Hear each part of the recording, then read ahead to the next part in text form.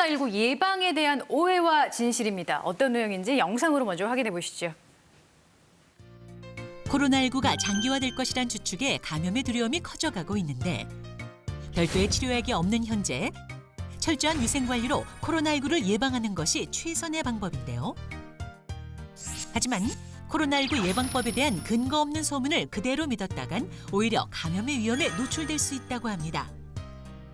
코로나19 예방법에 대한 오해와 진실은 무엇인지 스튜디오에서 자세히 알아봅니다. 네, 사실 불안감이 커지다 보니까 이렇다더라 저렇다더라 하는 각종 가짜 뉴스가 범람하고 있는데 이런 것들은 사실 이 위기를 극복하는데 전혀 도움이 되지 않고 오히려 해가 되는 것들이거든요. 그래서 코로나19 예방에 대한 그런 각종 정보들을 의학적인 근거를 가지고 하나씩 좀 따져보도록 하겠습니다. 코로나19 예방에 대한 오해와 진실 첫 번째는요. 비타민C를 챙겨 먹으면 예방이 가능하다. 저도 비타민 C가 면역력을 키우는데 뭐 도움이 된다는 말을 들었거든요. 그래서 요즘 비타민 C 복용량을 늘려서 드시는 분들이 제 주변에 꽤 많아요. 그래서 저도 비타민 C를 좀 챙겨서 먹고 있습니다만 정말로 비타민 C가 면역력을 키우는데 도움이 되는 것인지 이게 또 궁금합니다. 네, 사실 비타민 C는 강력한 항산화 물질이기도 하고 일부 연구에서 면역력을 높이는 데 도움이 된다고 알려진 그런 식품이죠. 네. 하지만 아직까지 이 비타민 C가 코로나19의 예방과 치료에 도움이 된다는 근거는 아직은 없습니다. 그리고 사실 최근에 이 비타민 C 말고도 많은 분들이 걱정이 많으니까 네. 면역력을 높이는 데 좋다는 여러 가지 식품이나 건강기능식품을 찾는 분들이 많은 것 같은데 네. 제가 꼭 말씀드리고 싶은 거는 지금 단계에서 면역력을 높이는 가장 좋은 방법은 사실 고른 영양 식사입니다. 영양 균형이 맞는 식사고요. 예. 네, 그리고 개인 위생을 철저히 관리하고 그다음에 접촉을 피하는 이런 기본적인 원칙이 어떤 면역력을 높이는 데 도움이 됐다는 식품 그거 하나보다 훨씬 더 효과적이라고 생각합니다. 네, 어떤 특정 영양제나 건강기능식품을 약이나 치료제로 맹신하기보다는 골고루 잘 드시는 게 면역력을 높이는 데 더 도움이 된다는 말씀 해주셨습니다. 계속해서 예방법에 대한 오해와 진실 한번 살펴볼게요. 칫솔질 그리고 가글을 잘하면 막을 수가 있다. 아무래도 비말 감염이 있다 보니까 이런 얘기가 나오는 것 같은데 이 부분은 어떨까요, 유 교수님? 우선 뭐 구강 위생에는 많은 도움이 되겠는데요.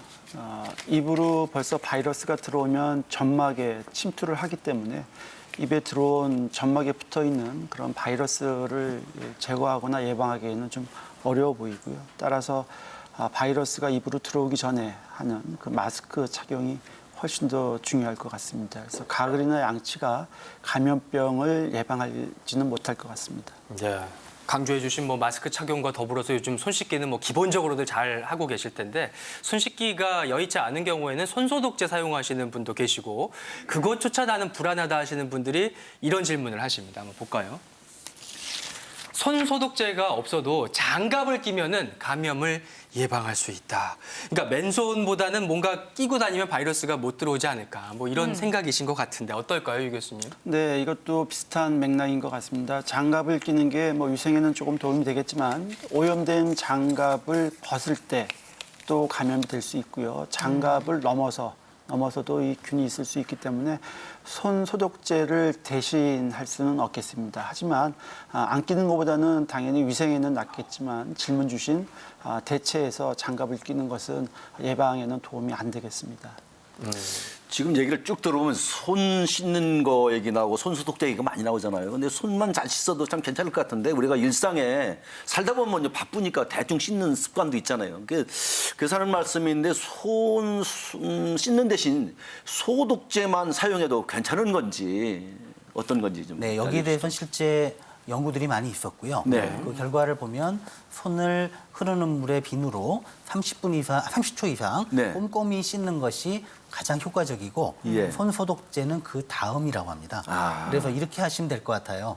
씻을 곳이 있을 때는 항상 비누로 30초 이상 꼼꼼히 손을 씻는 걸 원칙으로 하되 네. 다니다 보면은 오염이 된 것 같긴 한데 씻는 곳이 없는 곳도 있거든요.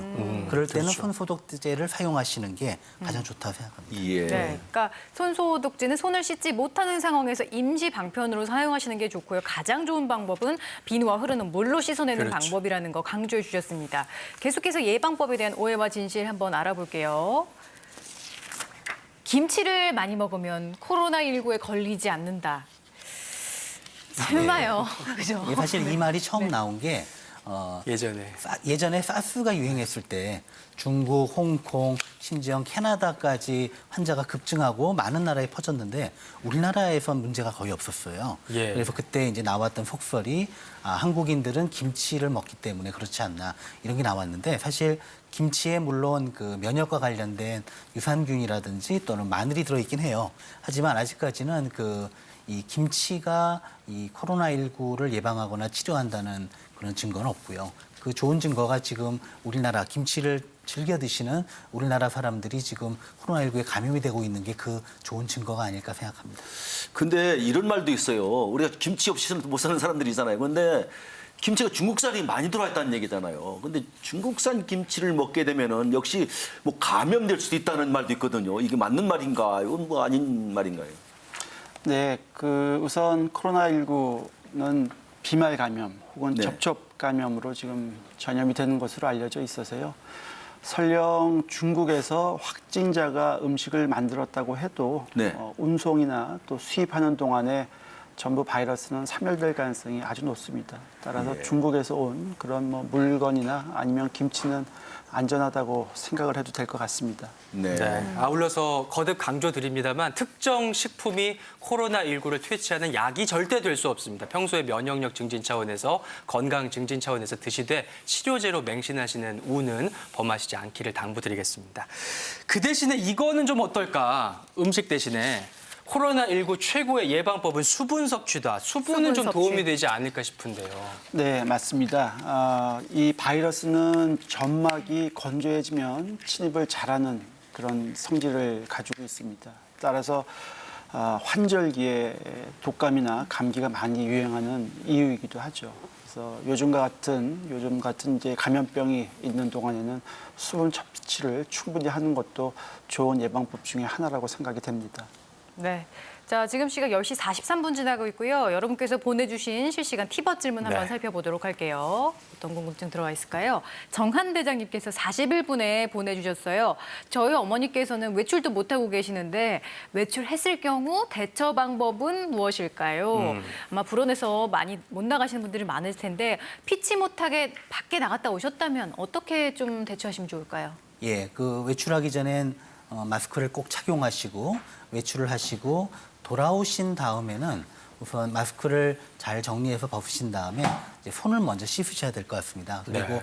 사실 확률은 높지는 않지만 의복이나 소지품 중에 외부로 노출된 쪽도 가능성이 있기 때문에 이제 그런 부분에 대해서 세탁물이나 이런 처리를 잘해서 밖에서 오염물질이 안으로 들어오지 않도록 하시면 될 것으로 생각합니다.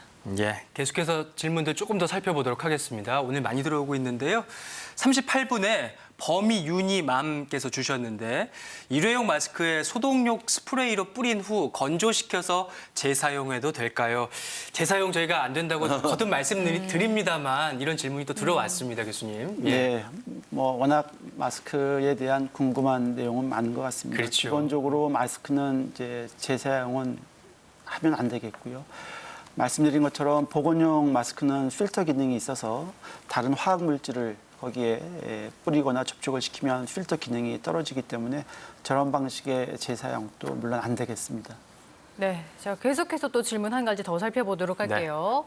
35분에 향토시인님께서 베체트병으로 치료를 받고 있는데 면역성 질환이라 바이러스에 더 위험할지 이런 기저 질환이 있는 경우, 특히 면역 질환이 있는 경우에는 더 취약할지 걱정되실 것 같거든요, 강 교수님. 예, 그렇습니다. 사실 이분이 정확히 어떤 약을 드시고 있는지는 지금 모르지만 아마도 치료제 중에는 면역을 억제하는 약이 포함되어 있을 확률이 있거든요. 그래서 이분도 당연히 고위험군에 해당이 되기 때문에 특히 그 마스크나 손 씻기 등 개인 위생 관리를 철저히 하시고 외출을 더 자제하시는 게 좋다고 생각합니다. 네. 자,